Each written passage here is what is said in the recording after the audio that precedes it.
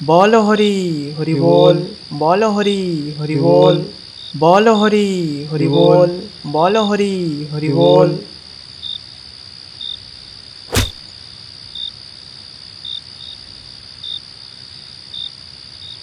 লাশটাকে দেখেছিস? হ্যাঁ হ্যাঁ দেখেছি, পুরো জ্বলে তো ঝলসে গেছে। লাশটাকে দেখার পর আমি আর কোনো রকমভাবে ভুলতে পারছি না, বারবার চোখের সামনে ভেসে উঠছে। তা পুরো শরীরটাই তো জ্বলে গেছে, এখানে আর কি জ্বালাবে? আমি শুনেছিলাম এই বঙ্কিমবাবু নাকি অনেক টাকার মালিক, তবুও কেন যে এরকম আত্মহত্যা করলো কে জানে। ওরে, তোরা ওখানে দাঁড়িয়ে দাঁড়িয়ে কি গল্প করছিস? আয় না এদিকে, চিতায় আগুন দেবো, কাঠগুলো চাপা। রজত এবং রাজেশ দুজনেই খুড়োর কথা মতো চিতার দিকে এগিয়ে এসে চিতাতে কাঠ সাজাতে লাগলো। চিতাতে কাঠ সাজাতে সাজাতে হঠাৎ করে রজত বলে উঠল, তা খুড়ো, এই চিতাতে আগুন দেবে কে? ওদের বাড়ির তো কোনো লোককে দেখছি না। আমি তো গিয়েছিলাম ওর ছোট ভাইকে ডাকতে, ওর ছোট ভাই তো দেখলাম কোনোভাবে দরজাটাকে খুললো না। তার কি করা যাবে, আমরাই না হলে ওই চিতার মুখে আগুন দেব। আচ্ছা তাই করো, কিন্তু বেশি দেরি করো না, এদিকে যে বিদ্যুৎ চমকাচ্ছে, কখন বৃষ্টি নেমে আসবে কে জানে। ঠিকই বলেছিস, চল চল, তাড়াতাড়ি চল, বেশি দেরি করব না। আমরা চিতাটাকে সাজাতে সাজাতে দেখলাম হঠাৎ করেই আকাশ ঝাঁপিয়ে বৃষ্টি নামলো। সর্বনাশ খুড়ো, এই যে বৃষ্টি শুরু হলো। আমি বলেছিলাম না তাড়াতাড়ি করতে। এই কজন মিলে আর কত তাড়াতাড়ি করব বলতো? লাশটাকে দেখে তো শ্মশানে আসা দূরের কথা, আশেপাশেও কেউ ঘেঁষলো না, তা এখন কি এই বৃষ্টির মধ্যে এখানেই দাঁড়িয়ে থাকবে? চলো একটা কোনো গাছের নিচে আশ্রয় নেই। চল চল, আপাতত কোনো গাছের নিচেই দাঁড়াবো, চল। আমরা চিতার থেকে একটুখানি দূরে একটা বট গাছের নিচে আশ্রয় নিলাম। যা, এই বৃষ্টি তো কোনো রকমভাবে থামবার নামই নিচ্ছে না। কি আর করবে, এখন এই গাছের তলায় দাঁড়াও, বৃষ্টি থামলে তারপরে না হলে দেখবো কি করা যায়। কিছুক্ষণ পরে বৃষ্টিটা একটুখানি কমলো। বৃষ্টিটা একটু কমেছে মনে হচ্ছে খুড়ো, চলো তাড়াতাড়ি চিতাতে আগুন লাগিয়ে বাড়ি পালাই। হ্যাঁ হ্যাঁ চল, রাতও তো বেজায় হয়েছে।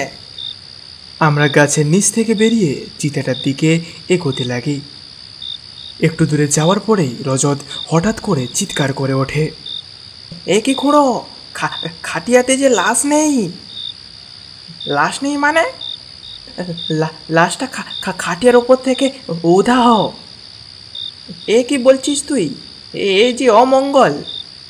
হ্যাঁ হ্যাঁ খুড়ো, এই যে সত্যি লাশটা আর নেই। খুড়ো, আমার আমার যে ভীষণ ভয় করছে।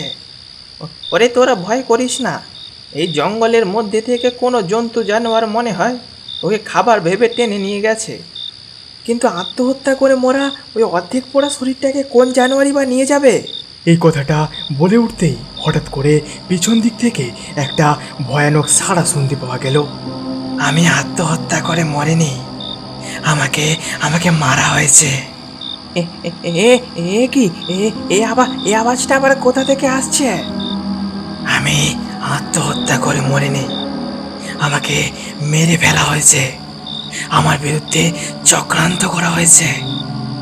ওই ওই ওই ওই ওই ওপরে দেখো খুড়ো, আগুনে আগুনে ঝলসে যাওয়া বঙ্কিমবাবুর দেহটা এখন এখন আকাশে আকাশে ভাসছে। এই ভয়ঙ্কর মুহূর্তে খুড়ো তার কথা শুনে তাকে একটা প্রশ্ন জিজ্ঞাসা করে বসে, তুমি যদি না আত্মহত্যা করে মরো, তবে তোমায় কে মেরেছে? আমায় মেরেছে আমার আমার ওই ছোট ভাই। কিন্তু সে আপনাকে মারলই বা কেন? এটা বুঝলি না, ওরে লোভে রে, সম্পত্তির লোভে। ও আমায় বলেছিল ওকে আমার সমস্ত সম্পত্তি ওর নামে লিখে দিতে। আমি কোনো রকমভাবে এ কথা মেনে নেইনি, তাই প্রথমে আমার গলা টিপে আমাকে হত্যা করে, তারপরে ধরা পড়ে যাওয়ার ভয়ে আমার বাড়ি সমেত আমাকে বন্ধ করে দিয়ে আগুন লাগিয়ে দেয়। এগুলো এগুলো কি সব সব সত্যি কথা? সত্যি মানে? বিশ্বাস হচ্ছে না তোদের? তাহলে শোন, ও যখন আমাকে মারতে এসেছিল, আমি আমার ফোনের মধ্যে ভিডিও চালু করেছিলাম। আমার ওই ফোনের মধ্যে সমস্ত ভিডিও রয়েছে। আর আমি ওই ফোনটা বাইরে সেই গাছের দিকে ছুঁড়ে মেরেছিলাম। ওই গাছের নিচেই তোরা ওই ফোনটাকে পেয়ে যাবি। তা আপনি আপনি এখন কি চান? আমি চাই ওরও শাস্তি হোক। ও যেন ওই সম্পত্তি না ভোগ করতে পারে। এই কথাটা বলা মাত্রই আকাশ থেকে চিতার ওপর লাশটা একটা শব্দ করে তীব্র গতিতে পড়ল।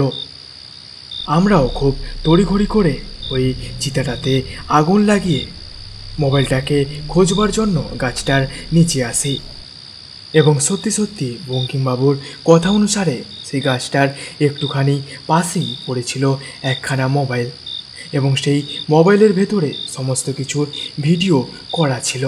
মোবাইল তো সত্যি সত্যি পেলাম, তা এবার কি করবে? কি করব মানে? চল এক্ষুনি গিয়ে থানায় জমা দেই। এত রাতে থানাতে যাবে? শোন, এইসব অতৃপ্ত আত্মার কাজ ফেলে রাখা উচিত নয়।